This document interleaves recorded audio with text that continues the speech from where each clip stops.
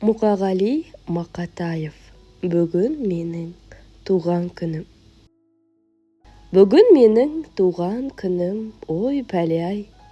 Мына адамдар неге жатыр тойламай?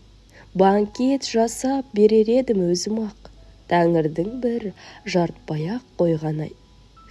Мына дүние неге жатыр үндемей, алаулатып тойдың шоғын үрлемей.